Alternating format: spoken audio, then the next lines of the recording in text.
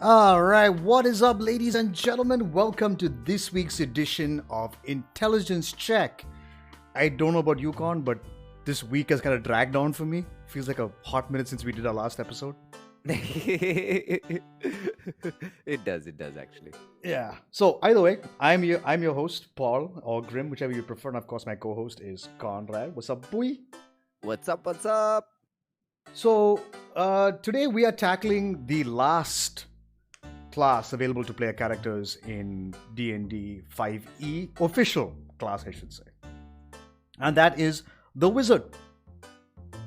Without doubt, the most powerful class in the game. Here we go. Yeah. If any of you have watched Joe Cat's episodes, he talks about wizards and he goes, they're the kid you don't want to pick on because when they get older, they become like badasses. Which is true, and the reasons why are very clear. So, wizards are a predominantly intelligence-based...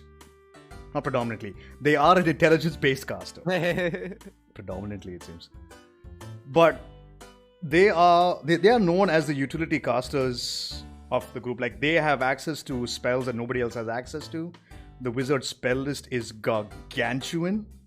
In fact, anything that anyone else can cast, the wizard can cast too. Except for a few other spells which are specific to clerics and other casters. But all in all, wizards have access to every single spell in the game. Yeah. They're the only dudes who do. Yeah. You are the nerd who gets chonk post level 10. Actually, let's be clear. Level 5, you get Fireball, so you're pretty good. So wizards, like sorcerers, get a d6 hit dice. So once again, your health pool is very minimal.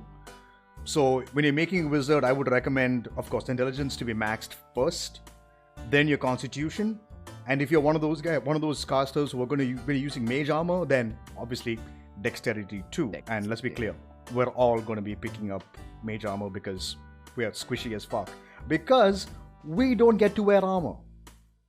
As a wizard, unless you have armor proficiency, you cannot wear armor and cast spells. This is the one fuck up when it comes to wizards. If you wear armor, you can no longer cast your spells because that shit's too heavy for you to do all your semantic stuff. Because let's be clear, you're dumping your strength most of the time. Yeah. And let's be clear, you're playing a wizard because you're not thinking about being the strongest person in the room physically. Yeah. You want to do really cool stuff, just twisting the weave as however you choose to and doing some insane magics. Yeah. So like I said before, d6 hit dice. So you'll have 6 plus whatever your constitution modifier is. So get that constitution modifier as high as possible, as early as possible, so you have a little more health to work with. You gain access to daggers, darts, slings, quarterstaffs, light crossbows. Why you would want any of those doesn't matter. Fuck them, because you're going to be using your cantrips for those. Yeah. You have saving throw proficiencies, intelligence, and in wisdom, which is good. The last thing you want is a wizard charmed against you. Yeah. A charmed wizard is a scary wizard because the DM knows everything he can do, and your party is fucked. And then you choose 2 proficiencies in skills from Arcana, History, Insight, Investigation, Medicine, and Religion. Chances are you're picking up Arcana and Investigation, while your background can give you access to Perception, History, or whatever else you might wish to have access to. And then we begin with spellcasting. Now, this is a massive section for wizards. Like, holy shit. Yeah. So, right out the gate, when you're level 1, you know 3 cantrips, and you have 2 first level spell slots. So, and you also learn the cantrips that you choose from the wizard spell list. So you get to pick 3. Most people would pick Firebolt because it's reliable damage. You can pick up Mind Sliver, which is the new cantrip that's been offered in Tasha's Cauldron to Everything, which is a very, very good cantrip to have. And then pick up something utilitarian, like either Mage Hand, Message, Mending. Yeah. If you want more damage, Toll the Dead if you want instead of Mind Sliver. But 100% up to you. But Mind Sliver, I would say more. Yeah, for wizard. Yeah, Wizards and sorcerers, yeah, they make the best use out of Mind Sliver. Yeah, warlocks too. Mind Slayer's also very good. Warlocks too. Yeah. So, what makes wizards different from other spellcasters is you need a spellbook. Yes. Nerdy nerd. Here we go. Yeah. Without your book, you can't do jack. And it's kind of terrifying, actually. So, at level 1, if your spellbook gets stolen, you can't cast anything. Yep. You're just a dude. You have to get yourself a new book. Yep. Get yourself a bunch of spell scrolls. How you're gonna get Yep. your hands on those? Yep. So, piece of advice as a wizard player myself, get a spell book and scribe all your spells into that book. Yeah. Okay, so one of the few things that I don't know if it's homebrew per se or not. Maybe it's a little bit homebrew. Okay, so essentially when you buy a spell book, it comes with 100 empty pages. Now, how I think God and I rule it the same way. Essentially, depending on the spell level that you scribe into the book, it takes those amount of pages. So it's a first level spell. Yeah. If it's a first level spell, it takes 1 page. If it's a second level spell, 2 pages, and then third level spell, 3 pages, and so on and so forth. So once your spell book is full, then you have to purchase inks and paper to add to your spell book. This is how you add new spells into your spell book if your spell book is full. Now, one thing I'll say is that right now there are 8 subclasses within the player's handbook, and they all have a similar trait for scribing spells. So depending on which school you choose, say you're going conjuration wizard. Say you're choosing conjuration. Oh, you know what? Fuck it. Let's say you're choosing illusion wizard as your subclass. Any illusion spells that you want to scribe into your book take half the time and half the resources to scribe in. That is a common trait amongst all the subclasses. So that's one thing we won't cover when we're going to subclasses, because it's the same for everyone. Depending on the school you pick, the magic that you choose will be, cheaper to put into your book. Yeah. Now, copying a spell into your book, it's quite an expensive endeavor. So, for each spell level, also. Very time consuming. So, this is something you have to do in your downtime depending on how long you have time. So, for each level of a spell, it takes 2 hours and costs you 50 gold. So, 50 gold worth of paper and inks to scribe a new spell. But if you already have a spell book which has empty pages, then you only need to spend 25 gold on inks to scribe the spell book in. Just scribe the spell into your book. And that's what makes wizards amazing. As you find a spell scroll, if it's within your wizard spell list, you can put it into your spell book, but only if it is of a level that you can cast the spell at. So say for example, I'm a level 2 wizard and I get my hands on the spell Fireball. I can't scribe that spell until I am level 5, because only then do I get access to level 3 spells. Now, you can use the scroll as a free casting of Fireball, but if you're below the required limit, and also one more thing, when you scribe a spell scroll into your spell book, the scroll which you scribed from is no longer active. You lose it loses its magic. So you can't have a Fireball scroll, copy it into your book, and then have a free casting of Fireball. That's not how that works. Essentially, you are transferring the magics from that scroll into your book, so you can permanently use it. While a scroll is a one-time use and it just disappears. So, and like I was saying, it's very important that you get a backup spellbook. Most people would go for the enduring spellbook, which is I believe it's an uncommon magic item. I think it's uncommon, yeah. Yeah, I think it's uncommon. Not too expensive. Yeah. It's about 100 gold or 50 gold, something like that. Yeah, I think it's about 100 gold. Essentially, that book is, because it's enduring. So the issue with spellbooks normally is, if they can catch fire, they can fall in water and get completely destroyed because you're using inks to scribe your spells. So the ink might run away from the page. So an enduring spellbook essentially has heat resistance and water resistance. So the chance of you losing it or it getting damaged by, say, someone hitting you with Fireball, it's less likely for your spellbook to go up in flames. So An Enduring Spellbook is a very good idea to pick up unless you choose a specific subclass, which we will reach in Tasha's. And of course, the books appear, and so the book can look like whatever you want it to look like. It can be a moleskin book, a leather-bound book, a book that's covered in gold flourishes, whatever. It's up to you to flavor your book however you wish. Most people don't give a fuck because it's just a spell book. But the importance of it is, it's very important. Let's be clear about that. So, at level 1, you get to pick 6 first level wizard spells of your choice. What are you picking? Identify, 100%. Yeah. Magic Missile. Mage Armor. Mage Armor is a must. Yeah, Chromatic Orb as a good source of damage.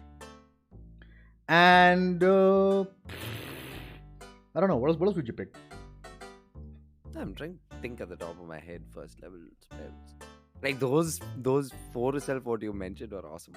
Yeah. Those are the go-to spells. Like, I mean, you can even pick up something like Grease, which is pretty good. Grease is also extremely underrated. Shield is always good. But Shield is very good. First level? Yeah, it's a first level spell, yeah. It's a first level spell. Yeah. Sleep is good in the early game, late game, not so much. But in the early game, sleep is nuts. Yeah, I'd say not worry about it. Yeah. Unless it's really, I don't know. I've tried using it once and then I was like, you know what, this spell is quite underpowered. Yeah, no, the issue with sleep is, so how sleep works is it's 5d8, I believe. Yeah. So you roll 5d8 and it shows up, it gives you a number or whatever the dice rolled is. And you have to minus HP from the targets that you are targeting within the area. And you deduct their health from that overall number from sleep. So if their health is within the range of sleep, that person falls unconscious. Which is why in early game, it's very powerful early game. While late game, late game characters have so much fucking health that sleep will not affect them at all. But if you're able to put, like in early game, if you're able to put people to sleep, your melee characters can walk up to them, hit them with advantage, and if they hit, they crit automatically. Which is huge. You can end combat encounters with sleep. Early that's game. The only thing. Getting them to fall asleep becomes very hard late game. Unless you wear down characters and then try and proc sleep onto them. Yeah, sure. Yeah. Otherwise, you got no shot. But sleep is good early game, but in late game, you're never going to use it. Honestly, I mean, you might take shield, man. Yeah, shield is a must. Mage armor and shield are musts. Identify is good if you don't have an artificer in your party. Magic Missile is a reliable source of damage which never misses. Yeah. And Chromatic Orb is just a great way to do damage. You can also pick up Burning Hands if you want as an option. So say there are a lot of melee characters, people come running at you, use Burning Hands in melee and just burn them to death. Detect Magic is also very useful. Disguise Self is extremely useful. Featherfall, Find Familiar. How could I get Find Familiar? Find Familiar. Oh, we forgot about that. Yeah, Find Familiar is also. Find Familiar is one of the most fucking amazing spells of all time. Alarm is also very good. Alarm has a lot of stuff that you can do with. There are a bunch of spells. Go through the list. It's gonna be on your playstyle at the end. Exactly. It's all your playstyle. But then I would recommend Identify, Shield, Mage Armor, 100%. Yeah. These 3 are minimum. You need to have those just to be effective on your own. Like I said, Intelligence is your spellcasting modifier. And of course, you can prepare spells equal to your level plus your Intelligence modifier. So, preparation spells. So every day after you finish a long rest, you can prepare a certain number of spells depending on your list. And you can use those spells as long as you have spell slots available for them. And you get the most spell slots of any spellcasting class. So abuse your spells. Like wizards, so like clerics before them and druids, wizards are also ritual casters. So spells like Identify, Alarm are all ritual spells. Don't have to use a spell slot for them. Just cast them, 10 minutes to cast them all without having to expend a spell slot. Useful. Ritual spells are much stronger than you think they are. And they're super good. You can use an arcane focus or a component pouch. Like we mentioned before, the component pouch requires a little bit more role play, should you wish to, or just go arcane focus and keep it simple. I lost you there, Paul. Your mic cut off. Oh, which did you miss? Can you hear me? Hello? This is awkward.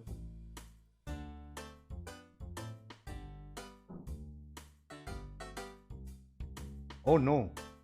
Can Conrad not hear me anymore? Sorry guys, give me a second.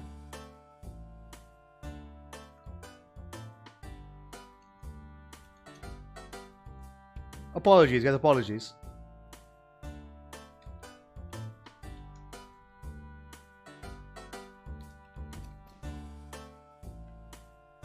Sorry guys, technical difficulties. Be right back.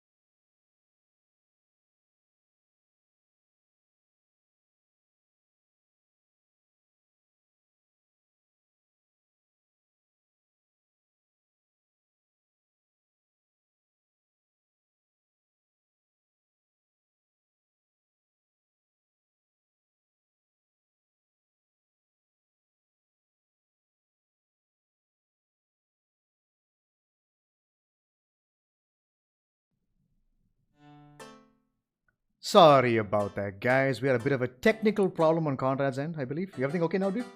Yeah, it's okay now. Okay, so I don't know, just Discord just went bonkers for a second. Okay. Where did I cut off for you? You cut off, I believe, when you were just talking about making use of the spells because of the amount of spells you get. When we were talking about prepping of spells. Ah, right. Okay, cool. Yeah. Cool. Okay, yeah. So, unfortunately, Con missed everything I said, but then we moved on to ritual casting, which is where ritual spells are powerful. Use them, abuse them. They're very good. Spellcasting focus, of course, arcane focus or component pouch, as you mentioned in previous classes.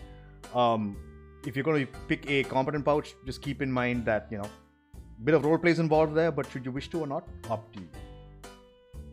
And then every time you level up as a wizard, you get to pick 2 new spells from your spell list. And of course, if you've picked up scrolls, scribe them in your book when you get downtime, depending on if you have enough time to scroll them down. So for example, if you're going to scribe down Fireball in your spell list, which is a 3rd level spell, that's 6 hours and 150 gold pieces, unless you're an evocation wizard. So being a wizard from the player's handbook is expensive. It's kind of expensive. And then we come to, which I think is a very good feature which wizards need because you're constantly casting spells, which is arcane recovery. Every day, once per long rest, after you take a short rest, you can regain spell slots. However, the spell slots can have a combined level that is equal to less than half your wizard level rounded up. So if you are a 5th level wizard and you want to get back a spell slot, you can recover as many spell slots, which is up to 3. Which means you can recover one 1st level spell slot and 1 2nd level spell slot. Or you can recover 3 1st level spell slots. So keep that in mind. And of course, none of the slots which you recover through this process can be higher than 6th level. So you can't get back a 7th level spell slot. Not gonna happen. Yeah. So 6th is the max you can go. So keep that in mind. Actually, it's none of the slots can be 6th or higher. Yeah. So you can't recover 6th level slots. That would mean 6th also you can't take. So, but yeah, so probably 5th is the highest you can probably 5th get is the back. highest you could go. But let's be clear, 5th level spells, pretty fucking good. Yeah. Most of the campaigns you play through, at the end of the day, you'll end up like max 6th level spells. Maybe you'll get. Yeah, maybe 6th level, yeah. Yeah. Because 7th and all come into like tier 4, which is rare. Dude, arcane recovery is brilliant. It's a good spell. I mean, it's a good ability you have access to. It's a good feature. It's needed for casters like this. 100%. You definitely need it. And there are different magical items which also can augment your arcane recovery, which you can get your hands on, which makes it even better. So I want to be clear about something. In terms of the base class, not a whole lot of stuff. Most of the cool shit you get is from your subclass. And then, of course, like the druid, wizards get their subclass at 2nd level. And you get to pick 1 of 8, which is in the player's handbook, which is abjuration, conjuration, divination, enchantment, evocation, illusion, necromancy, or transmutation. And all these classes give you features at 2nd level, 6th, 10th, and 14th level. Now, I'll be clear, 14th level is rare, so at max you're getting your 10th level feature. By then the game's over. And then when you reach 4th level, you have your ASIs as per usual. And then finally, can't take the last 2, which is the cool shit. Yeah, the cool shit. So at 18th level, you get a feature called Spell Mastery. This is where wizards start becoming like, are like badass, but at the same time they are super scary at this point too, especially when you're going up against them. I mean, so 18th level you have access to 9th level spells. What are you picking up? Yeah. Wish. Yeah, you're for sure. Wish. So at 18th level you have achieved such mastery over certain spells that you can cast them at will. Choose a 1st level wizard spell and a 2nd level wizard spell that are in your spell book. You can cast those spells at their lowest level without expending a spell slot when you have them prepared. If you want to cast either spell at a higher level, you must expend a spell slot as normal. By spending 8 hours in study, you can exchange one or both of the spells you choose for different spells of the same level. Yep. So, shield. You're going shield. Yes. Cast shield for free. Free casting of... Oh, mother. Yeah. Free casting of shield. Whew. 2nd level, free casting of Tasha's Mind Whip. Yeah. Or invisibility. Crazy. It's great. Yeah, you can mix it up and you're 18th level. So at this point, you probably have access. You've probably found a buttload of spells by now. Yeah. So yeah, you can easily mix and match however you choose. But that is spell mastery. Pretty awesome feature, honestly. Yeah. It's really good. It doesn't sound like much just because they're 1st and 2nd level spells, but having free casting of any spell in game is huge. Yeah, that essentially moment of being able to free cast something is huge. Yeah. Whew. Because spell slots are a very precious commodity. very, very, very, very, very, very. And it's, like, you know the value of them once you deplete them completely. And you're just sitting there on your ass, getting whooped, and you're like, what do I do now? You just stare at your DM, and he's like, I don't know, die. Or, I don't know, run away. Like I would You're say for burnt. for spell mastery, it's a good idea to pick up like defensive spells. So Defensive, shield, exactly. yeah, Be shield very is good, utility. and I would say mirror image also is very good. Ooh, mirror image can be clutch. You can cast mirror image at will. At will. Bruh. You turn a first level and second level spell into fucking Here's the thing. cantrips. Yeah, you can spend that 8 hours and change those two spells also. So let's say you just finished an encounter, you got some information, and you know, okay, you're going to travel somewhere else, and this is what you're going to face. Yeah. On the way, just spend 8 hours. Just do it. Yeah, Or just change it up. Like, yeah, change it up. That's the best part. Mix and match. Choose what you like. Mix and match. Yeah, man. And at this point, you're just going to be like, throughout your gameplay, you're going to be the person who's just sitting and nerding out through his spell list, trying to figure out his spell economy. Like, Yeah, no, but like Con said, by the time you hit Have level fun. 18, you've Have scribed fun. God knows how many spells. yes, be ready to pull out a couple of hairs from your head. You know. Mm. And then finally, the capstone feature, signature spells. When you reach 20th level, you gain mastery over 2 powerful spells and can cast them with little effort. Choose 2 third level wizard spells in your spell book as your signature spells. You always have these spells prepared. They don't count against the number of spells you have prepared, and you cast each of them once at 3rd level without expending a spell slot. When you do so, you can't do so again until you finish a short or long rest. If you want to cast either spell at a higher level, you must expend a spell slot as normal. What But would you here pick? go. I would pick Counterspell as one. Ooh, counterspell fireball.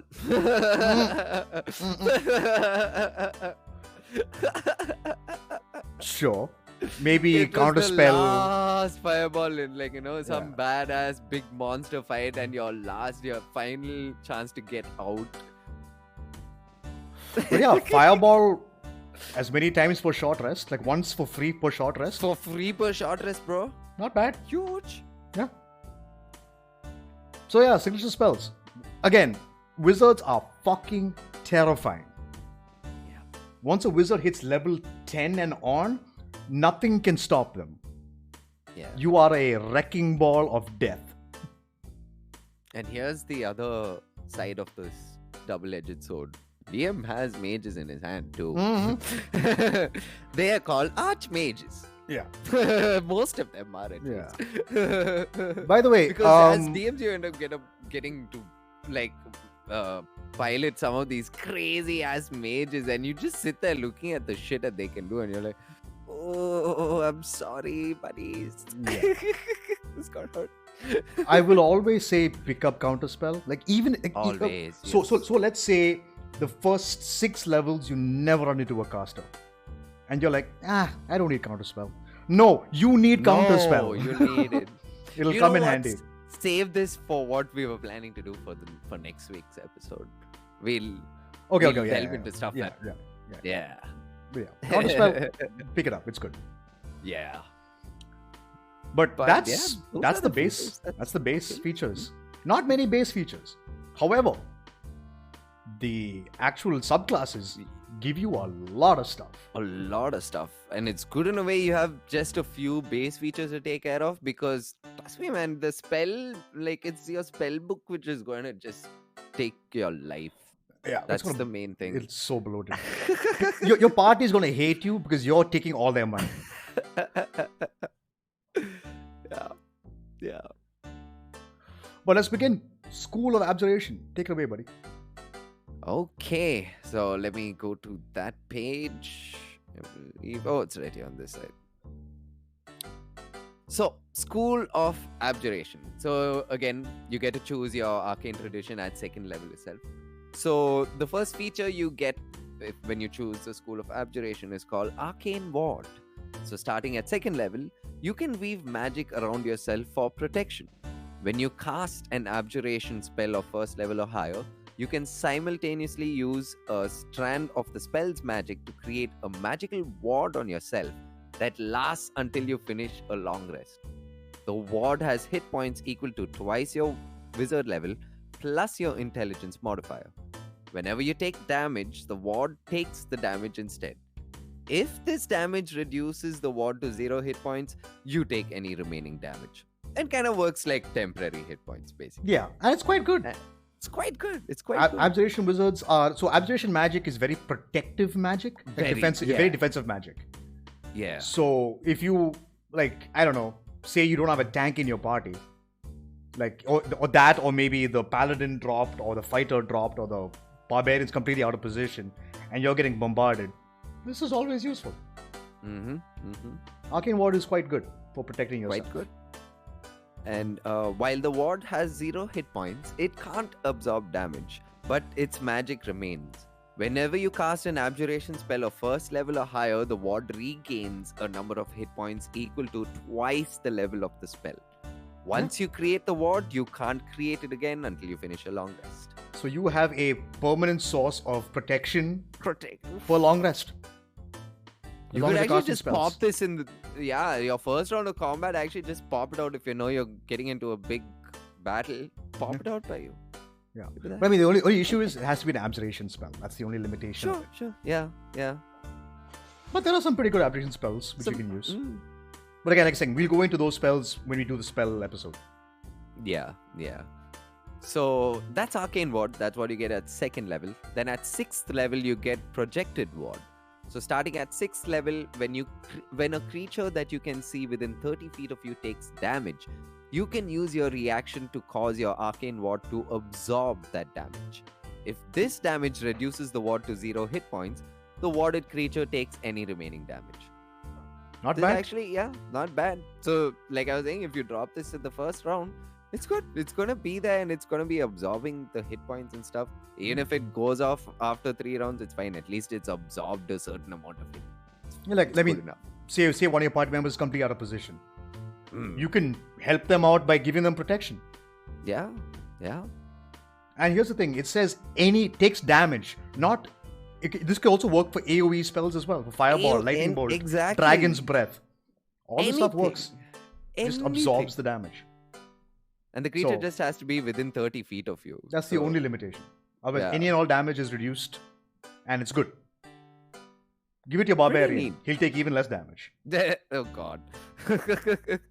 I did not let him be. Let him take damage. Put it on someone like your rogue or something. If you find your rogue or your hunter or something getting attacked, put it somewhere by them. Yeah. Or just keep it by yourself. Oh yeah. Or be selfish with it. Perfectly fine. Yeah. But that's Projected Ward. And then at 10th level, you get Improved Abjuration. So beginning at 10th level, when you cast an abjuration spell that requires you to make an ability check as a part of casting that spell, you add your proficiency bonus to that ability check. So it gives you counterspell and dispel magic as options as what do you call it? Examples. So here's the thing. So let's say the enemy is casting a 4th level spell. Okay? And you're casting your counterspell at 3rd level. Say you don't have a 4th level spell slot to use. Right. So if you're going to use counterspell, you have to roll a d20 and add your intelligence modifier to make sure the counterspell succeeds. But with the beauty of Improved Abjuration is you get to add your intelligence modifier again to that. Also. Yeah, we have a proficiency bonus to that. So you have more chances to counterspell somebody's spell in case it's above your casting ability. Pretty neat. It's pretty good. For dispel magic also is nice. You can dispel some really powerful traps without actually having the power to do so. Yeah. It's super useful. That's pretty cool. Yeah. Pretty cool.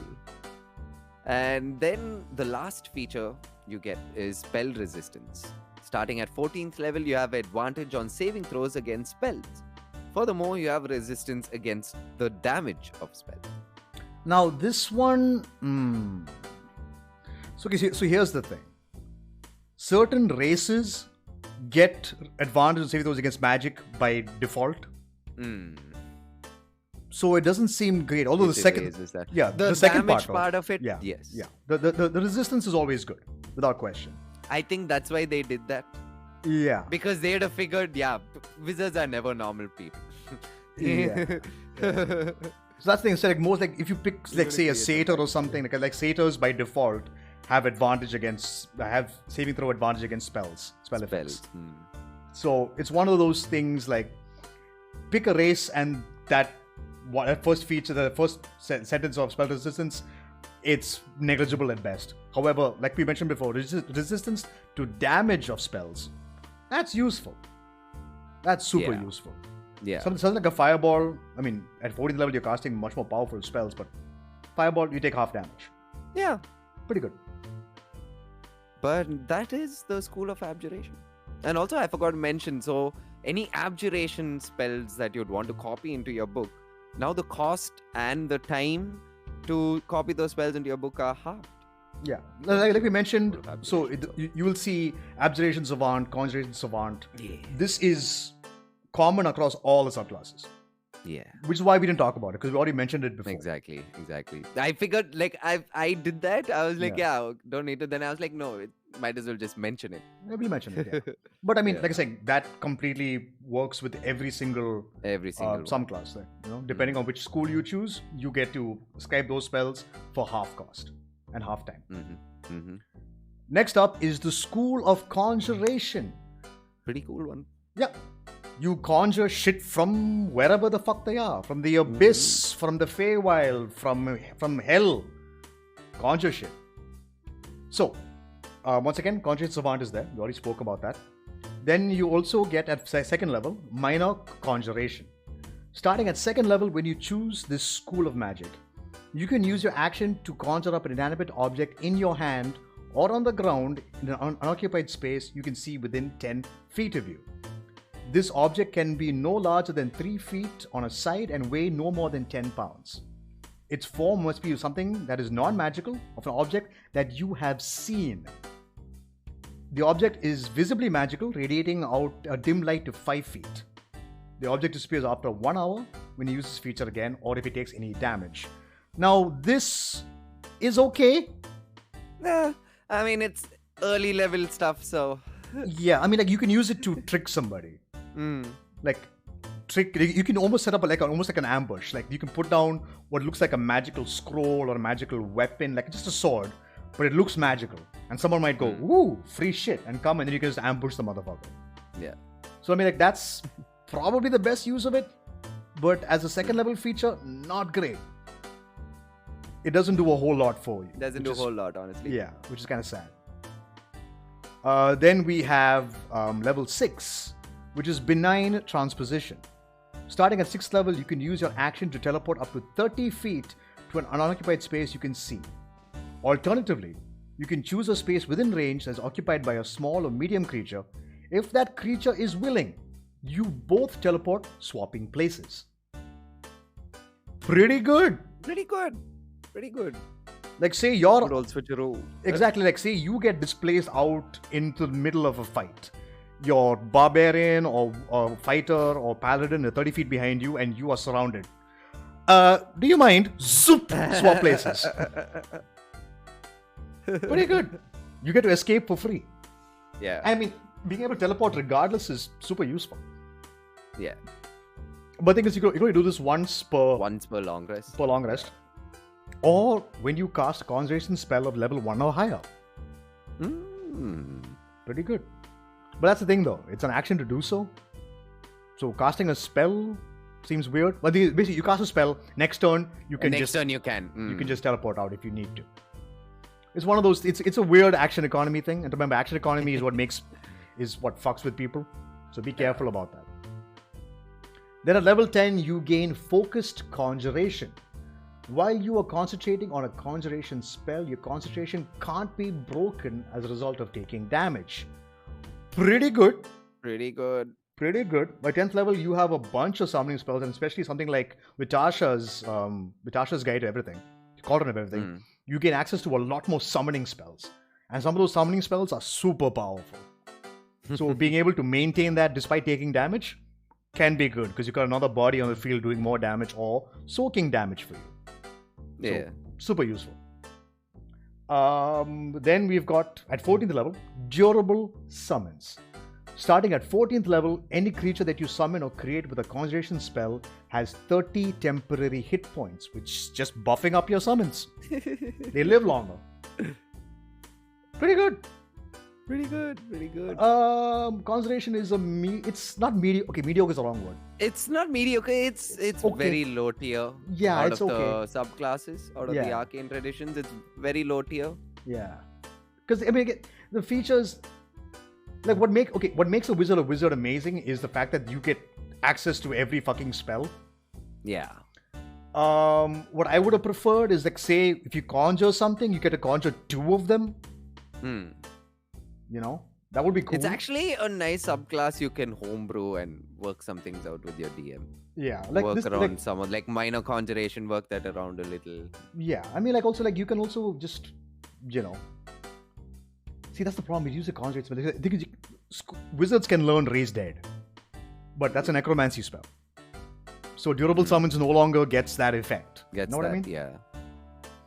So it's one of those things, like, conjuration is potentially good, but it's not very useful.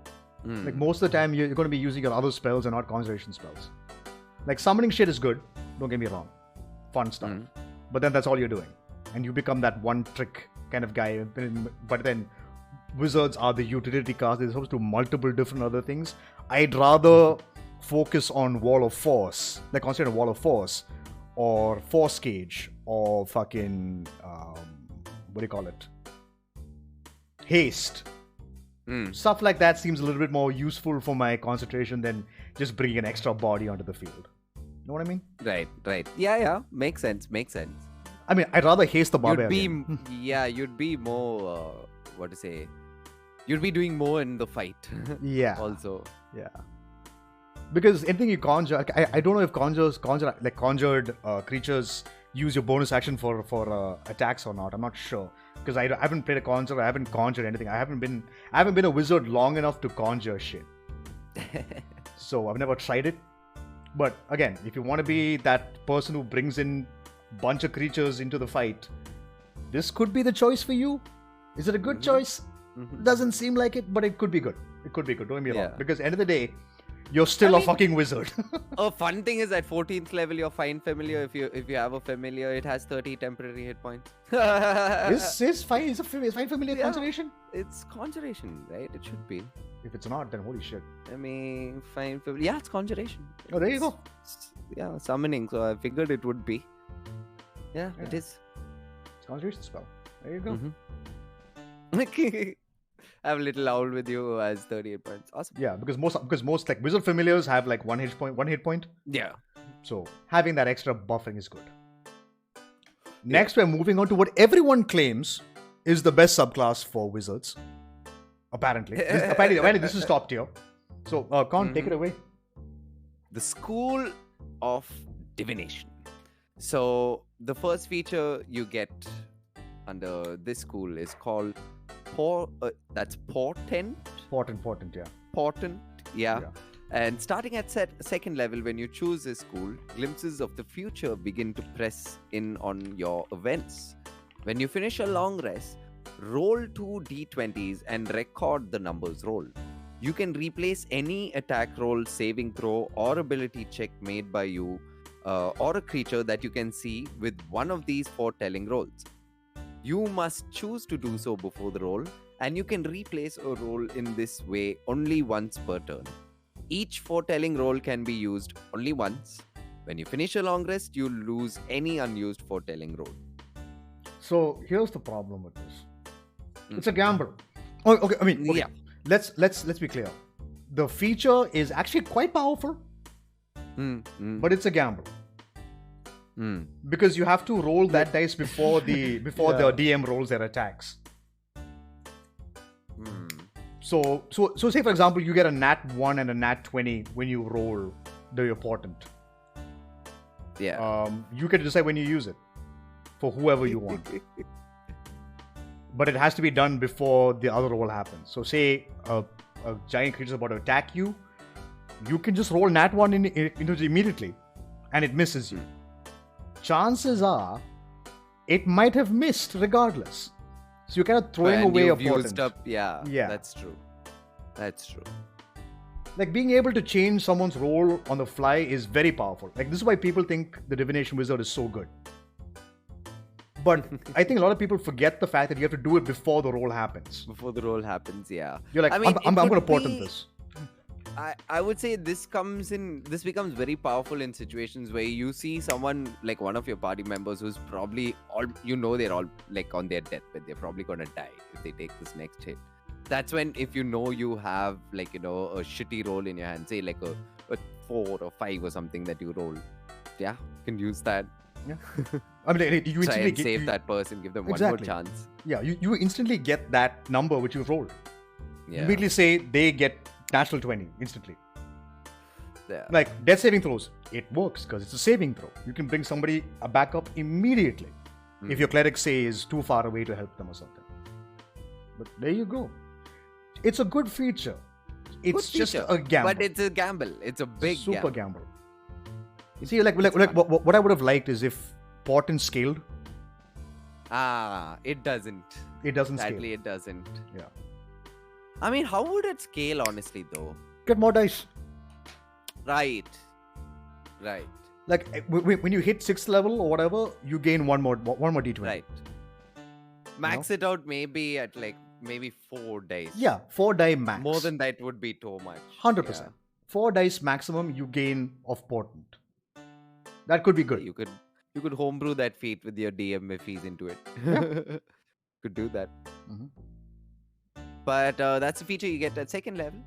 And then at 6th level, you get Expert Divination.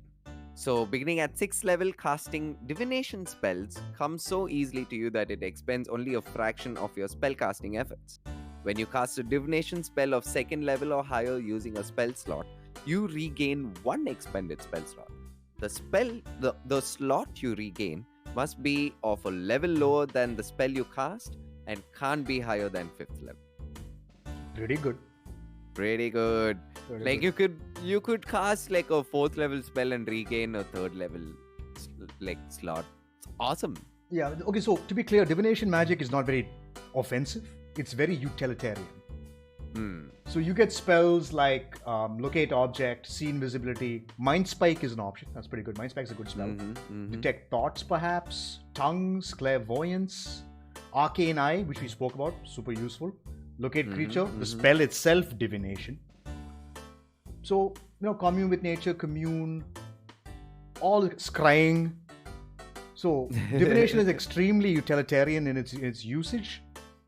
So if you're looking for a blaster wizard, this is not the class for you. Yeah. No, they're not blasters. Wasn't Prissy's wizard a divination? In Divination, sense? yeah, it was. Yeah, she wasn't And- much of a blaster, but a good utility. Yeah, but I mean at the same time, this she stuff. used stuff like Flaming Sphere, which is a garbage spell, I feel. But But I mean, the thing is that, again, being a wizard is so dependent on the spells you choose and how you want to play. yeah. Yeah, I mean, I don't understand why people say this is the best subclass. Because everyone says it's because of portent. But I don't think it is. Again, this is my personal opinion. I don't think it's great. Right. But that's just... It's just that feature, that entire feature is a big gamble. But if you roll good, if you have two good rolls that you can swing either way, then it's quite powerful. I mean, for example, you could get 2 d20s and immediately tell the paladin, here, have 2 crits for free. And smite on that also. Just in combat, just shout out your way, oi, summon that god of yours, you idiot, here. Yeah, take it and go. That 20 So on crit. that hit. Yeah, What? go. Yeah. Again, it's super useful. Like I mean, like if you get nat 20s or like super high rolls, like say even a 19, and you have a hexblade on your team who's cursed somebody, they're gonna roll to hit. I'm like, fuck it, here, have a 19 straight, and they get a crit because of hexblade's curse. So I can see why people say it's amazing. It can, exactly. If you have those rolls which can play, If you know your role well, if you know your roles, Yeah, if you trust your roles. Exactly. It's so good. Like I could see. So that's the thing. Like I would never use this for an ability check or a saving throw unless I need to. Like say I roll 2 ones, then I'm like, okay, I can fuck with the enemy Yeah. twice per long rest. It's limited, right? And if it scales, then better. Then you have more stuff to work with. But again, I don't think it's amazing. I mean, again, it's got its uses, but I wouldn't call it the best wizard subclass by any means. Personally, I don't think so. This debate actually has been going on for a lot of people. Having this debate. A lot of people talk about it. Like every video I've watched about, everyone's like, yeah, divination wizard, best wizard. I'm like, eh. I see why, but eh. Yeah. But moving on, at 10th level, you get a feature called the Third Eye. You can use your action to increase your powers of perception. When you do so, choose one of the following benefits, which lasts until you are incapacitated or you take a short or long rest. You can't use the feature again until you finish a long rest.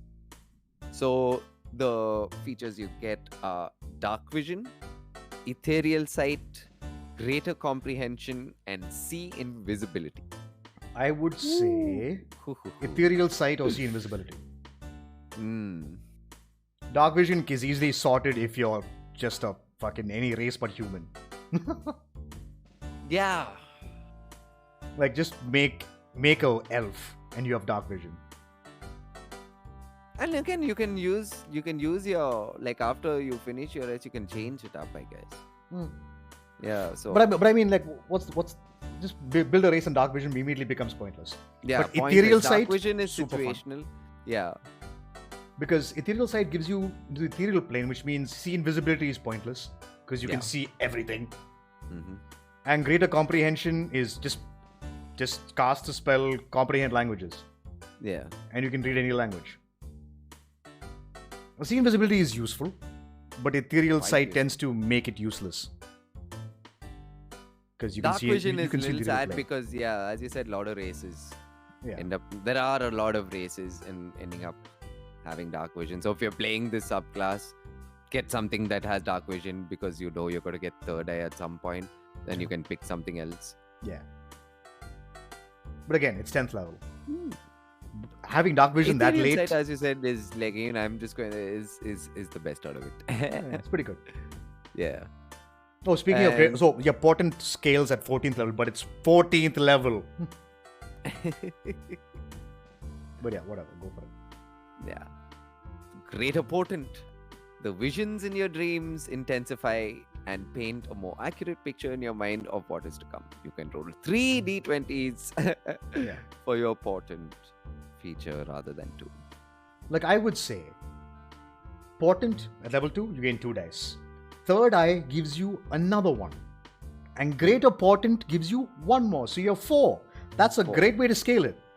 Yeah. So immediately you have more options to use it. Makes your core subclass feature more powerful as it goes. Exactly. Otherwise, it actually gets quite stagnant. Yeah, 100%. Like you mentioned, like divination spells are just stuff that are utilitarian. You can find out what might happen in the future. You want to use divination to find. You can do scrying to find somebody. You know, it's stuff like that. Stuff like that, yeah. It's good for. But in terms of like in a fight, portent is your best option. The rest of it is just like, you know, it's okay. It's not bad. Is it the best subclass? I don't think so, but it's pretty good. It's pretty good. It's good. I will say it's good. It's pretty powerful. It's a good school to choose, personally. Yeah. But yeah, that's the end of the School of Divination. Yep. And then we have the School of Enchantment. Again, like once again, like all subclasses, you have Enchantment Savant. We already explained that. And then your second level feature, other feature you get at second level is called Hypnotic Gaze. So starting at second level, you can choose this school. Your soft words and enchanting gaze can magically enthrall another creature. As an action, you can choose one creature that you can see within 5 feet of you. If the target can see or hear you, It must succeed on a wisdom saving throw against your wizard spell save DC or be charmed by you until the end of your next turn. The creature's speed drops to 0 and the creature is incapacitated and visibly dazed. On subsequent turns after you use this thing, you can use an action to maintain this effect, extended duration until the end of your next turn. However, the effect ends if you move more than 5 feet away from the creature, and if the creature can neither see or hear you, or if the creature takes damage. Once the effect ends, the creature succeeds on its initial saving throw against the spell. You can't use this feature on that creature again until you finish a long rest. Garbage. Yeah, that's where it goes to shit. Yep. That's where it goes to shit. Yep. If a creature is within 5 feet from you, you're a bad wizard. Let's be clear about that. And if they succeed, you can't use it. You can't use it again on that creature until you finish a long rest. Garbage. Hot garbo. I mean, it has potential. Like, okay, so it's here in the middle of a fight, and somehow an enemy runs up to you, and they are in 5 feet away from you. You can use the feature. But here's the problem. You're using an action. Yeah. You're giving up. You spent your entire turn doing that. Yeah. And wizards don't have a whole lot of bonus actions they can do. Nope. So you're losing it. You're losing a. I can just. They run at me. Fucking bonus action. Misty step away. And then action firebolt or mind sliver or toll the dead. Something, you know? Yeah. It's not great.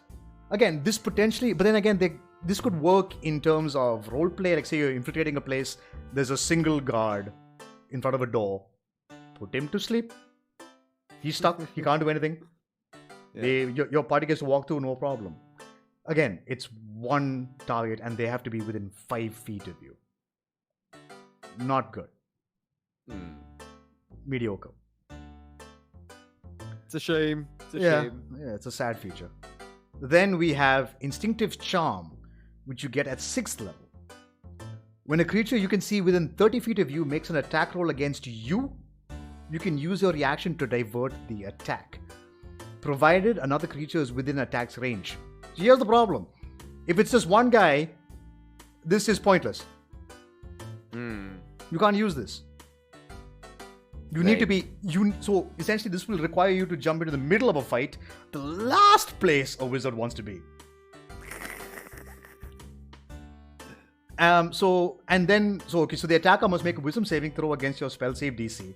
On a failed save, the attacker must target the creature that is closest to it, not including you or itself. Another problem. Let's say your paladin, fighter, or barbarian are next to you. You make that creature attack them. Yeah. You're not helping your team. You're fucking your team. Kind of sad. It's kind of sad. I'm trying to think. In my head, I'm just processing like situations. Even in the best situation, it's still one of those things where you could have 2 party members next to the enemies most of the time. Yeah. So, yeah. Damn. That's the thing. It has to make an attack roll against you, not anybody else. You. That's the problem. So essentially, the only ones who are 30 feet away from me are spellcasters, or they have what do you call it? What the fuck? Ranged attackers. It's like, nah. It's okay. It's not, I mean, it has potential. It has potential. You can divert a sharpshooter shot. Yeah. To an enemy instead. But no. But here's the thing: you must also use this before knowing whether the attack hits or misses. Yeah. Again, gamble. I'd rather just use shield instead. Maybe. But yeah, it's okay. Not bad, but not. I mean, the second level feature is garbage. Second level feature has potential to be very, very good. potential. Yeah. Then 10th level, you gain split enchantment. When you cast an enchantment spell of first level or that targets only one creature, you can target a second creature. This is not bad. This has potential. This is quite good. It's almost like twin spelling. Yeah. You're literally doing twin spell on enchantment spell. So again, very useful. Like this is a good feature. Like I wish this came sooner. But like you can twin mind sliver also on targets. You can do all that stuff. Like let me see. This dominate person. Is that a enchantment spell? Should be, right? Let me just double check this. Yeah. There you go. Oh, nice. Dominate person, dominate monster. Yeah, dominate monster, dominate beast. Ooh. Yeah. There's some cool shit you can do with this. You can turn a unbalanced fight into your favor. Pretty good. Crown of Madness also, dude. No, Crown of Madness is a garbage spell. Is it? Yeah, it's really bad. It sounds good until you read it properly, and then you go through it, you're like, oh my god, this spell sucks. Crown of Madness is as bad as Witch Bolt. Right. But yeah, that's split enchantment. Useful. Very powerful. Good stuff you can do. Then at 14th level, you gain Alter Memories. When you cast an enchantment spell to charm one or more creatures, you can alter one creature's understanding so that it remains unaware of being charmed. So one of the few issues with enchantment spells is once the spell's effect wears off, the target knows it was charmed. Yeah. So something like charm person, like say you want to charm a guard or say a shopkeeper to give you a discount or maybe an item for free.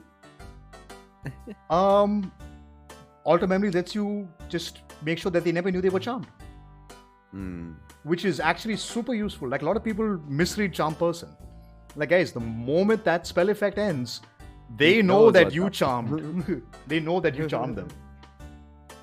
So it's kind of sketch. Yeah. So additionally, once before the spell expires, you can use your action to try to make the chosen creature forget some of the time it's spent charmed. The creature must succeed on an intelligence saving throw against your spell save DC or lose a number of hours of its memories equal to 1 plus your charisma modifier, minimum of 1. Now, I don't know how many wizards are upping their charisma. Yeah. But no, here's the thing though. So for those of you unaware, when a target is charmed, you have advantage on charisma checks against that creature. They're not instantly your friends. They just don't see you as hostile. Yeah. So your persuasion checks, if your deception, friends are still attacking, they're gonna attack. Yeah. So the idea is like any charisma, like any persuasion check or deception check you make is made with advantage against that charmed creature. So that's the thing. But then only you get that effect. Nobody else does. So if you're going enchantment, it might be worth investing into charisma. Right. Might be. But again, 1 hour, actually 2 hours, 1 plus your charisma modifier. So say you have a 10 in charisma, which is a zero modifier. You still make them forget 2 hours worth of stuff, which is good, man. Like, you charmed a shopkeeper and got a stupidly rare item for free. They didn't know. They forgot that they did that, and you get a potentially free item. Again, this is more of a roleplay heavy. School of Magic, I'd say. Very roleplay heavy. I mean, because it's all about getting into a person's mind and hypnotizing them into stuff. Exactly. So it's very roleplay heavy. Yeah. Like in a normal game through, like the only thing I could see that's super useful in a normal gameplay is split enchantment. But by the time you get that, you're already towards the end game of your campaign. Exactly. Yeah. So, it's one of those things. The enchantment magic is super powerful, don't get me wrong. Yeah. There's something like Dominate Person, Dominate Monster, Dominate Beast. All very, very potent and powerful spells. And if you want to go that route, then Scroll of Enchantment is for you. But if you want to do more, not the best. But again, not a problem at all. Let's move on to what I think is a fantastic subclass. The School of Evocation. Fireball. Yeah. Fireball. These guys are quite fucked up. They're quite fucked up. They're pretty awesome. So here's what they get. Right off the bat, Sculpt spells. Yep. Beginning at second level, you can create pockets of relative safety within the effects of your evocation spell. When you cast an evocation spell that affects other creatures that you can see, you can choose a number of them equal to 1 plus the spell's level. The chosen creatures automatically succeed on their saving throws against the spell, and they take no damage if they would normally take half damage on a successful save. So let's say there's a group of goblins or whatever the fuck, your paladin and your barbarian up front. You can throw fireball there and they take no damage. Yeah. Like if you guys have seen Full Metal Alchemist, and there's that fight in the basement where Roy Mustang just burns everything around everybody else and nobody else is hurt. That's essentially what Sculpt spells is. Yeah. It's Bunch very of good. baddies trying to surround you, drop a fireball right on yourself. And all your friends succeed. Yeah. You can safely fireball your feet and survive without a It's problem. amazing. It's very good. amazing. It's amazing. And this is just the start of their... Just at second level you get this. Yeah, just to say, evocation, this is the blaster wizard. Yeah. So that's what you get at second level. And then at 6th level, you get Potent Cantrip. Your damaging cantrips affect even creatures that avoid the brunt of the effect. When a creature succeeds on a saving throw against your cantrip, the creature takes half the cantrip's damage, if any, but suffers no additional effect from the cantrip, which is awesome. Pretty good. Pretty good. Like, if you had a Toll the Dead, you could, even if he fail it, roll that d12. Yeah. If he's taking damage, at least he'll still take half. That's the beauty of it. It doesn't say evocation cantrips. Any cantrip. Any. That's the beauty of it. That's the beauty of it. Yeah. 100%. Any. It's so good. So good. But the only thing is, like, it won't take like the additional. So, for example, like something like Mind Slipper. Okay, it does 1d6. Yeah, 1d6. I think it's 1d6. Yeah. Psychic damage, and it also gives them a -4 against the next saving throw they make. So let's say they succeed on the save against Mind Slipper. They still take half damage, but they won't suffer the effect of Mind Slipper. Yeah. Which is not, which is fine, but it's just you're just pumping out more damage. You're still putting in some damage at least. Yeah. Trust me, like, some damage is better than no damage. No damage. Yeah. Doing that one is good. It's okay. If you roll shitty on your dice, don't worry. It's okay. The damage amount is still good. The amount of times you're just like, I will use Toll the Dead on this motherfucker. He succeeded. Fuck. My turn's gone. Yeah. But now with this, You get to do some damage. yeah. I mean, imagine Which you roll. actually makes you could. Yeah, sorry. You go ahead. No. Imagine using Toll the Dead, right? So it's 2d12. Yeah. But say by some sheer luck you roll 2 12s on Two those. 12s? 12 That's damage. 12 damage. Right there. If they succeed. Yeah. You could build your cantrip list based on knowing that you're going to get this feature at some point. Or let's say you started your campaign at 6th level. Fucking take cantrips where you know you could abuse this. Yeah, 100%. Get Toll the Dead. Get would they have access? Do wizards have access to like Sacred Flame? No. I think No. that's cleric based. Cleric and thing, yeah. But yeah, Toll the But Dead. spells like that, 100%. Like that. There are quite a few spells. Yeah, It's super good. super good. So that's what you get at 6th level, and then at 10th level you get. I also forgot to mention. This works against legendary resistance also. So say you use a powerful spell, they use legendary resistance. Can be, I still do damage. No. I still do damage. Mr. DM. Well, your DM might plane shift you after that into some plane of hell or something, but it's okay. Potentially. Yeah. At least you did your job. And then at 10th level, you get empowered evocation. So Oh my God. beginning at 10th level, you can add your intelligence modifier to the damage roll of any wizard evocation spell you cast. I cast Fireball. Less- 86 yeah. plus 5. Woo! There's more damage out there. Yeah. A flat plus 5 to all damage I do with the evocation spells. So good. So good. I'm just looking at the list of evocation spells and Yeah. Yeah. everything damage is there. Yep. Like, it's Just blast a motherfucker. chromatic orb. There you go. Yeah.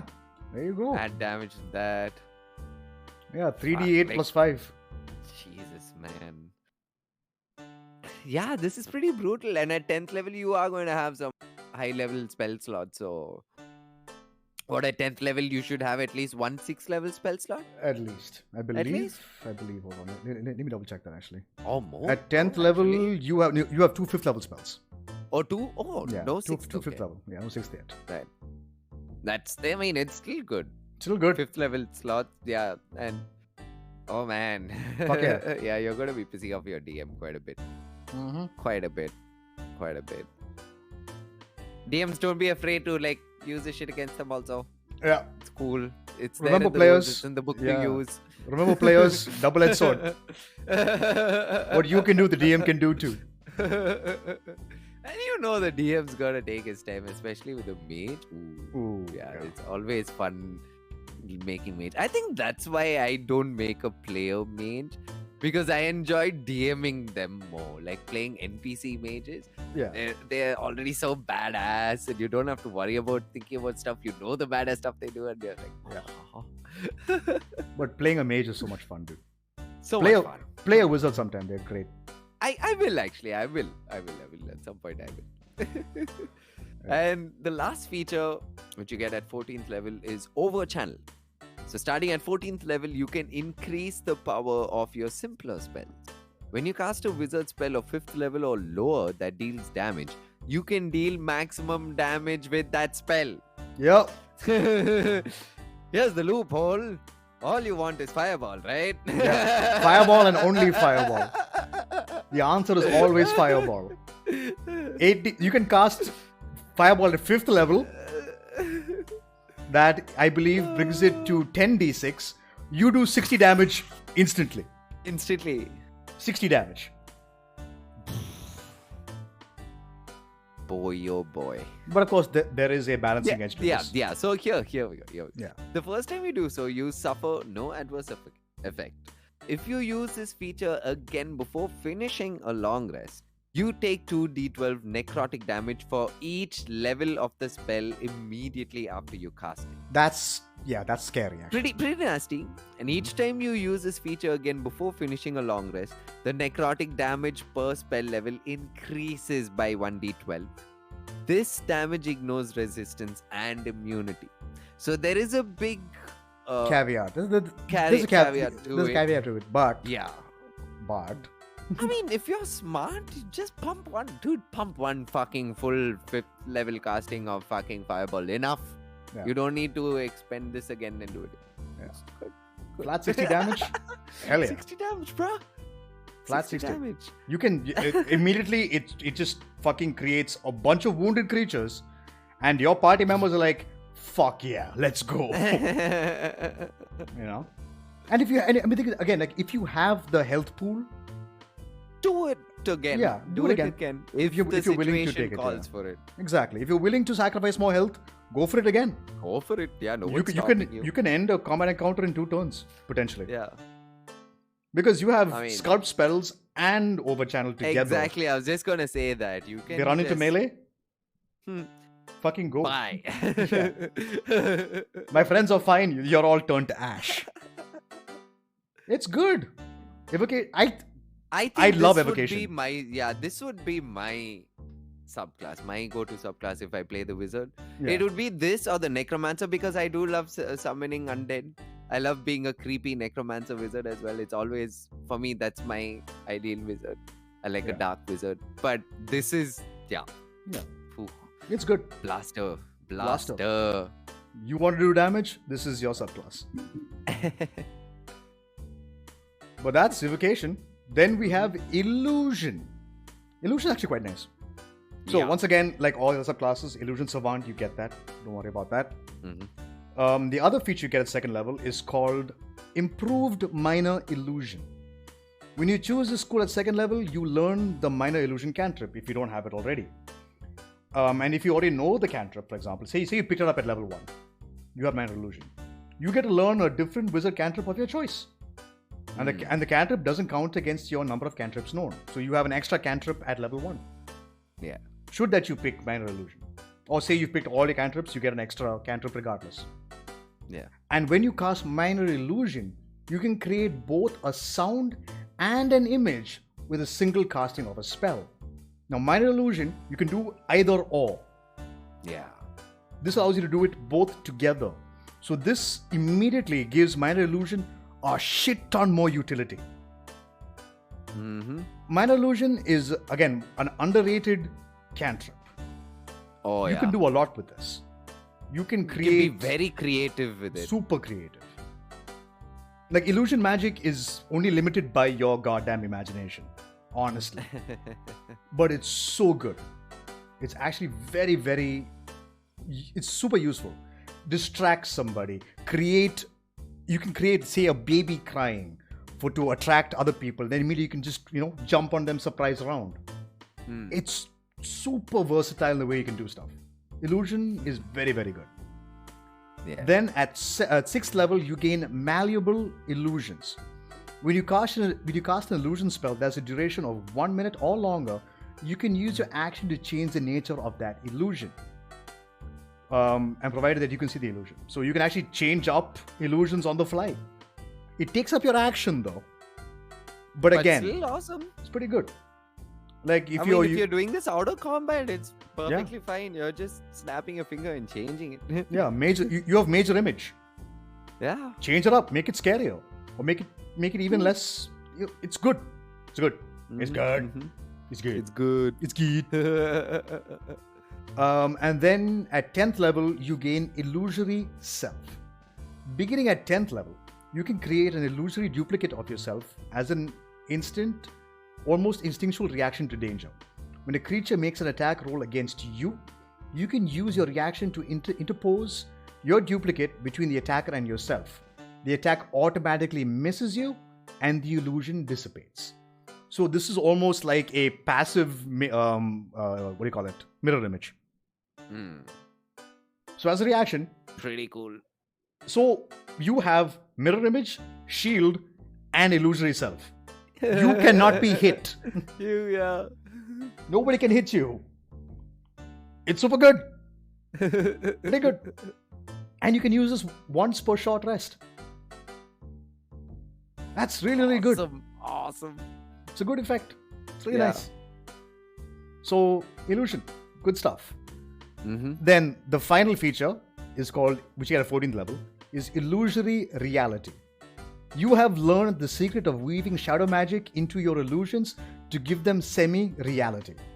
When you cast an illusion spell of first or higher, you can choose one inanimate, non-magical object that is part of the illusion and make that object real.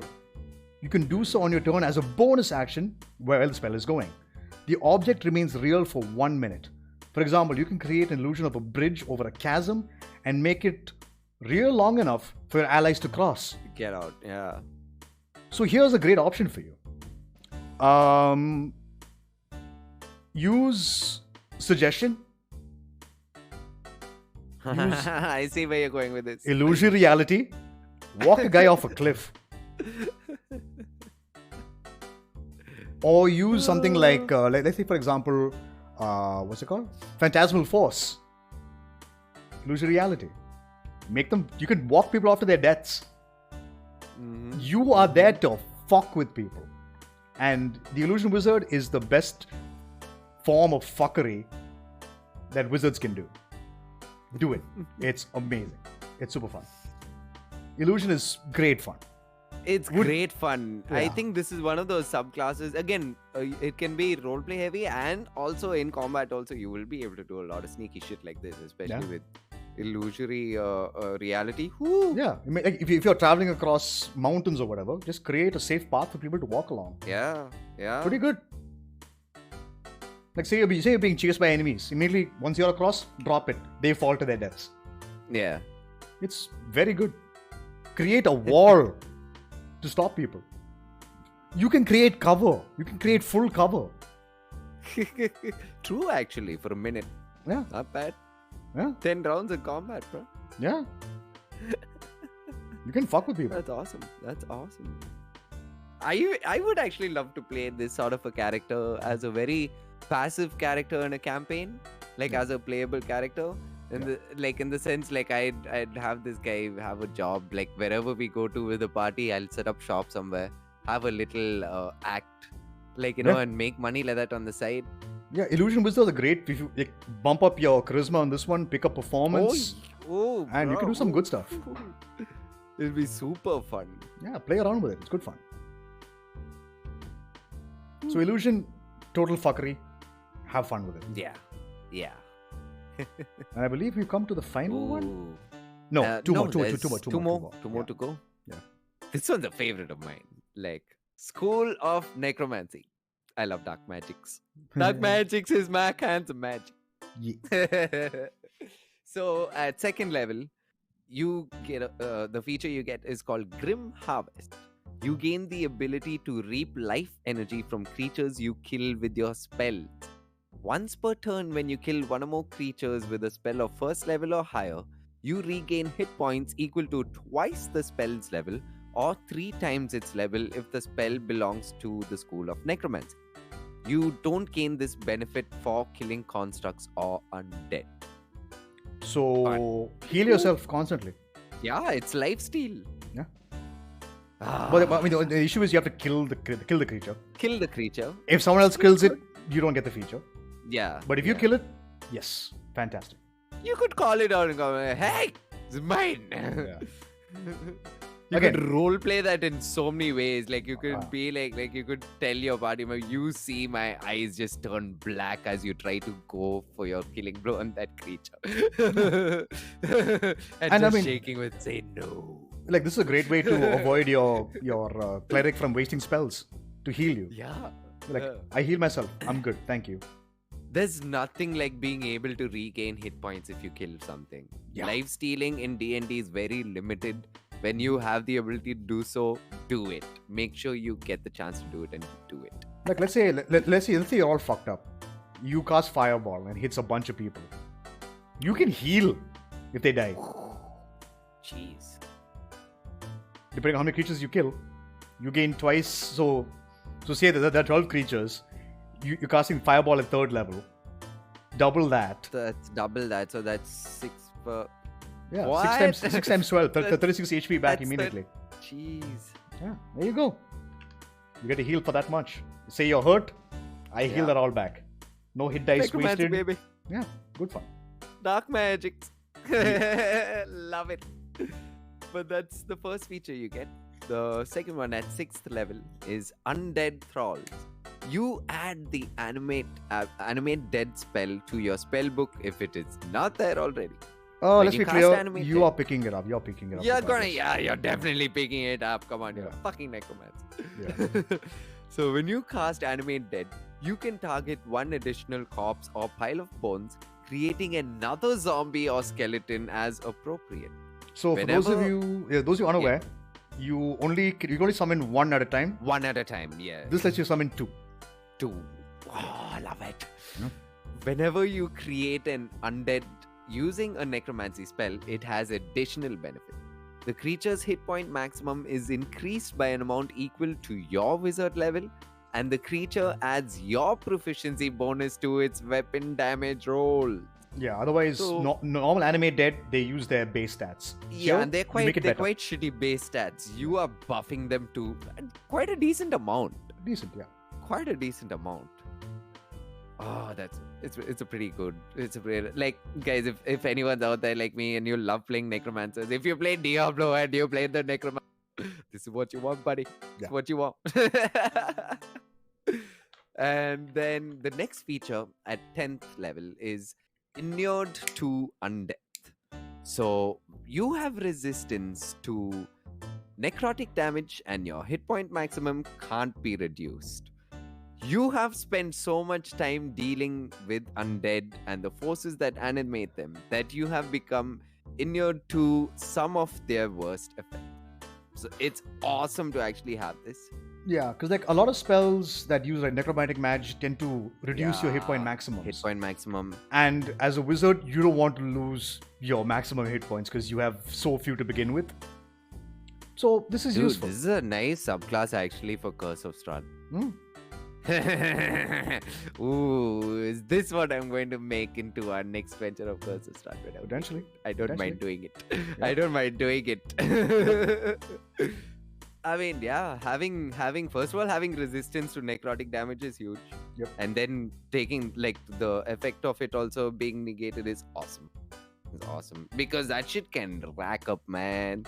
And this, like, being at 10th level, and if you, at that level, you're going to be, if you're facing creatures that do necrotic damage, they're going to do high levels of necrotic damage.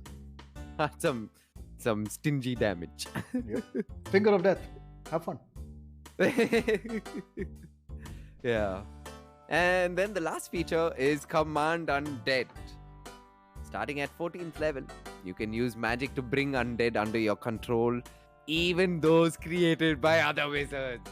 Yeah. As an action, you can choose one undead that you can see within 60 feet of you.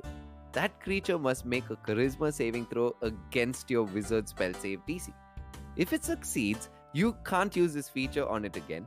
If it fails, it becomes friendly to you and obeys your commands until you use this feature again. Intelligent undead are harder to control in this way. If the target has an intelligence of 8 or higher, it has advantage on the saving throw. If it fails the saving throw and has an intelligence of 12 or higher, it can repeat the saving throw at the end of every hour until it succeeds and breaks free. You can potentially command a lich. Potentially. Yeah. It's definitely what I would be doing. Yeah. You can fail. Yeah, because I mean, it takes your action to do so. So that's the takes only action to do so, but yeah. worth a shot. Worth a shot, yeah. Worth a shot. Now, see, I was hoping it would be a little better. Like, okay, you want to be necromancer. You want to be a minion master. That's what you want to do. You want to create a horde of zombies and a horde of zombies or skeletons or whatever. That's what you want to do. I really wish Undead Thralls was a little better. Had a little more buff? Yeah. Yeah, like instead of 2, you create 3 or 4. Or I would say that would probably stack again. Like it would rack up at certain levels, maybe. Maybe. Something to make it a little more active. Yeah, because like then like the Undead Thrall 6th level, how many is it? It's 2. Yeah. And rather you create 1 extra. And then probably at, you could say, 10th level again, you could get another one, and then again at 14th level you could get another one, like that. Yeah, I just wish. See, ironically, necromancer is not the best necromancer.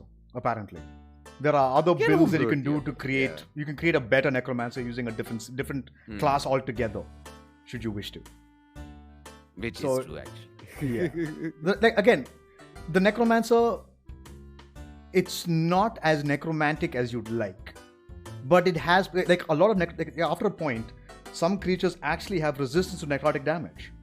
Yeah. Immediately, your ability to be effective kind of drops as the game goes on. So, it's not bad, it's not great, but it's got some... I would say buff the Undead Thralls, so that 100%. You know, the main thing is you want your horde. They're just body bags. That's the idea of the Necromancer. In any game or playstyle you play a necromancer, that's what you're doing. You're creating a fortress of fucking undead creatures around you and your allies, so they are just body bags, just soaking up damage for you. Yeah, like for example, like buff that, and then this class would be really, really good. Yeah, like I would also say, like, say I can summon bone walls to create choke points or whatever. Like I can summon a bone wall out of the ground. Full on Diablo flavor. Yeah, you can do. There's so much flavor they can add to The this. bone wall. Yeah. That makes it more fun. But again, playing it, I would definitely want to like probably homebrew a couple of Exactly. things. Rules It as would- written. just to make it it's- fun. Yeah, rules as written. It's not bad, Yeah. but it could use some help, honestly. Yeah. Yeah. But, But that's the Necromancer. Yep. And now we Mm-hmm. come to the final school of magic available to all wizards, which I think is also a pretty good subclass Pretty as well. good. Pretty good subclass as well. subclass.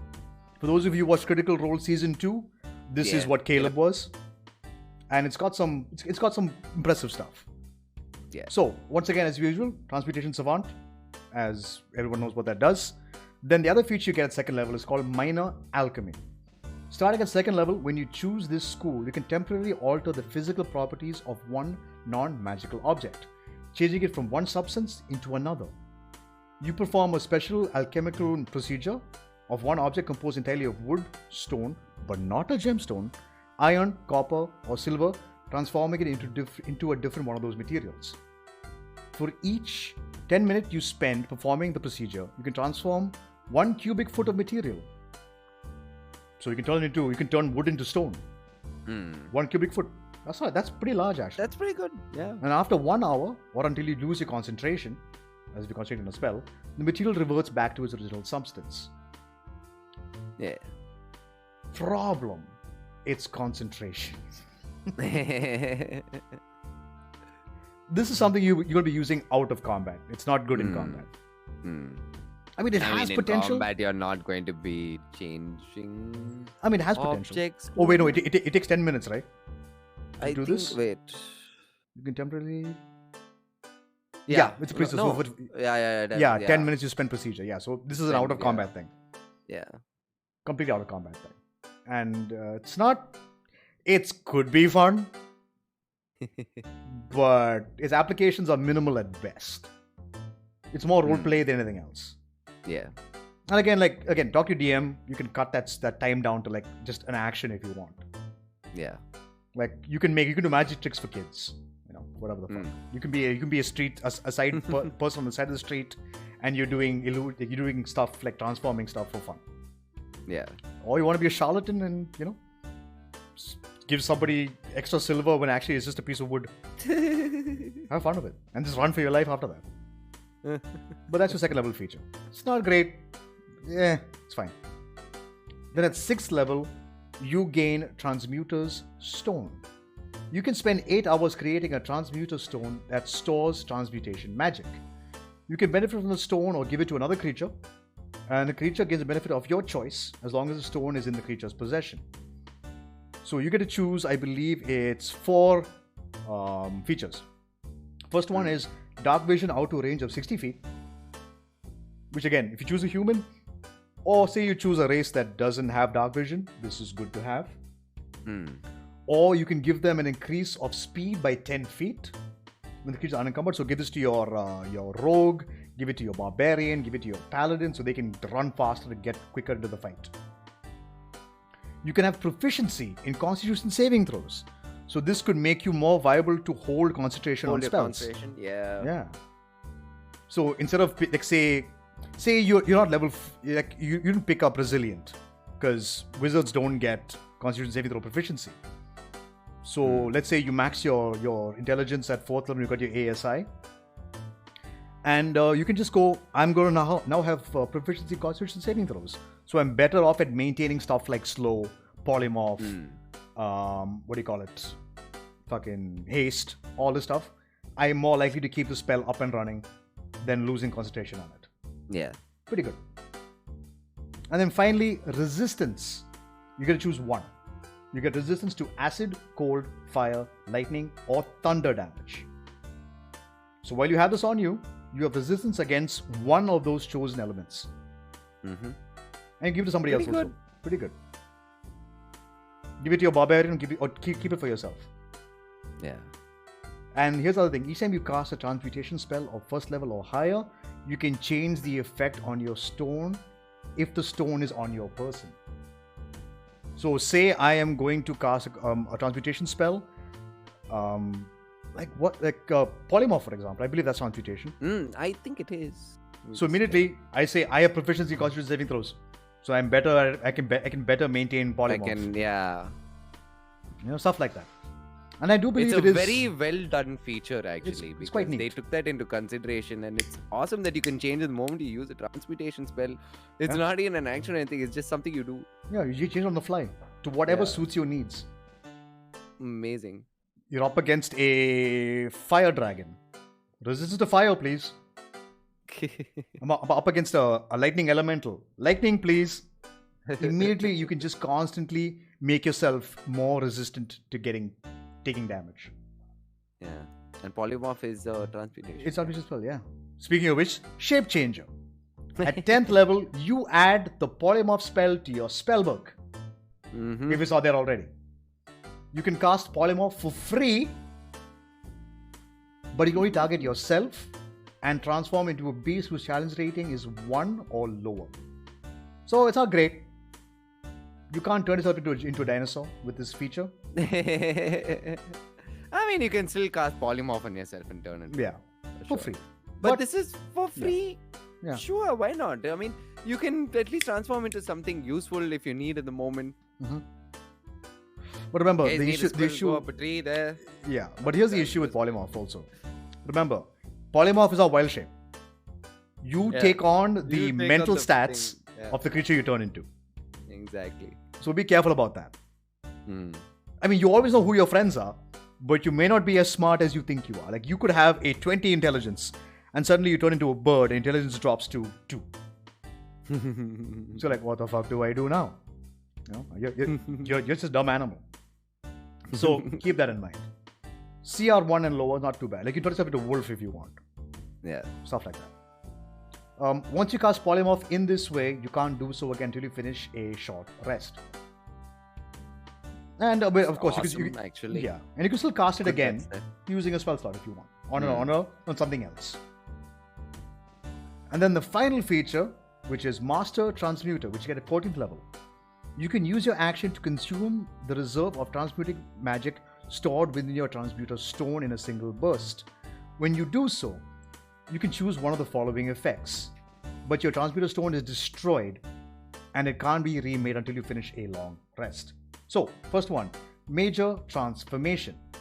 You can transmute one magical object no larger than a 5-foot cube into another non-magical object of a similar size and mass that is of equal or lesser value.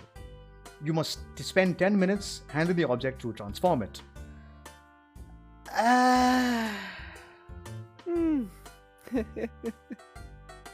It's okay. Yeah.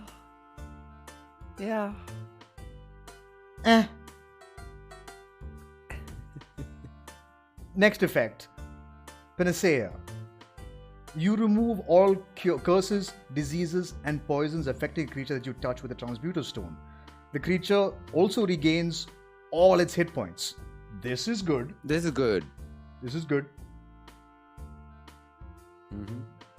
That's fine. Then you have Restore Life. You can cast the Raise Dead spell on a creature you touch with the transmuter stone without expending a spell slot or needing to have the spell in your spellbook. You can save somebody from death. Get back here. Cool. And the final feature is Restore Youth. You touch the transmuter stone to a willing creature, and that creature's apparent age is reduced by 3d10 years to a minimum of 13 years. This spell does not extend the creature's lifespan. Why you would do this, I don't know.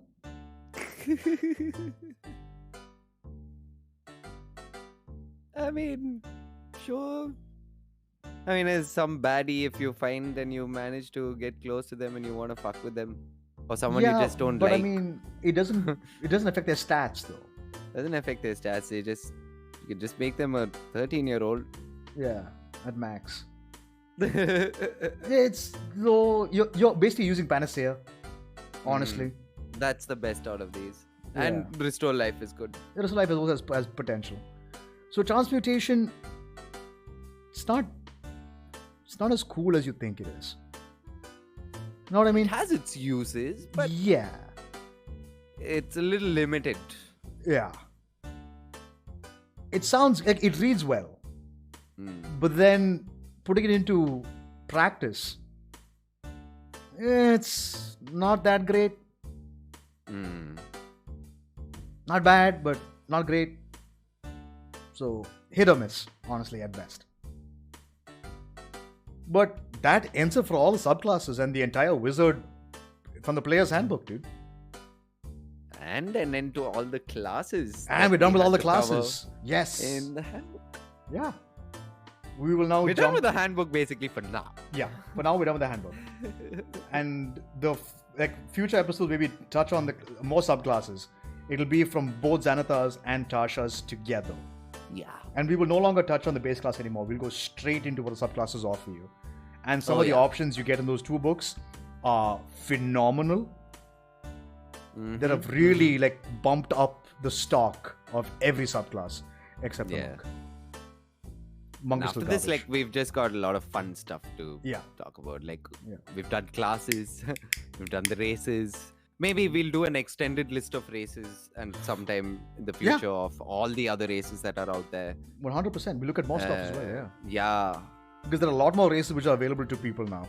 As well as several more feats, which we can talk about as well. Yes. Which have been added. That said, Wizards, play one. Yeah. Definitely play one. They're pretty awesome. So they can get beat up quite easily. Protect your wizard if you can. Yeah. Even if he's an asshole, protect him. Most of them are assholes. For some reason, they all end up being assholes in game, character-wise. Yeah, generally. but their abilities are amazing. Nuts. Protect your wizard. He'll keep it as safe. And the beauty is, say you pick transmutation or necromancy, whatever, you can still scribe any other spell you want. You find it's not like a limit. It's just some features that you gain from that. Yeah, you have access to more spells than anybody else in the fucking game. It's one of those classes where even if your subclass isn't great, you're still a badass. Yeah. Your subclass doesn't pull you down. Yeah. Your subclass just helps your chosen school of magic to do better. That's all. Better, exactly. But you can still cast Fireball, no matter what wizard you are. Yeah. The answer is Fireball and always Fireball. What are you talking about, you person within Fireball distance? Whatever. It's just... You can still cast Fireball regardless of what school you choose. Yeah. And it's always good fun. Wizards are stupidly powerful. Like I was saying, even though everyone's like, Fireball. I'm like, no. Slow. Grease. Tasha's Mind Whip. All these different debuffing spells just makes you are the ultimate utility caster. You have a spell for every situation that you're in. You're getting fucked up, polymorph him into a squirrel. Yeah, you're one of the few classes, rather the only class that can actually, say in the world you actually want to explore arcane abilities of a particular world. Wizard is the way to go about it. Wizards are great, yeah. More so than Sorcerer. Yep. Because Sorcerers, even though they're badass, after a point, they don't get as much access to spells like Wizards do. Yeah. Wizards have access to air tank. Wizards, you can make your own spell. Yeah. You can come up with your own spells. You can... Actually, yeah. You can create spells We for forgot yourself. to talk about that, actually. You can do that, Wizards, guys. Wizards are the only class who can create spells. You can create spells because... For example, there are a bunch of spells which have names to them. Something like Tasha's Hideous Laughter or Tasha's Mind Whip. These are signature spells created by a witch or a wizard named Tasha. Yeah. What's to say that you can't make your own spell with similar effects? Go for it. Like for example, I wanted to create a spell which gives... it's like a... I was going to call it Leanne's Mirage, because Leanne was my wizard's name. Essentially, it creates a group-based mirror image. Right. Like, if I cast it, everybody gets mirror image in my party. It's a concentration spell. I have to maintain concentration, but everybody gets mirror image. And it would have been like a high-level spell. Yeah, 4th level is what we decided. Right. And so, immediately, so you can make spells. Talk to your DM. I want to create a spell that does X thing. Cool, let's work on it. You'll have to spend some time, and effort to make the spell. Do Yeah, a couple of it'll- checks. Don't expect to be like, oh, I told my DM do it, now we can do it. No. Yeah. No, like, in fact, there's someone who's made a homebrew. Like there's a homebrew for someone who wants to create Go about spells. Yeah. Right.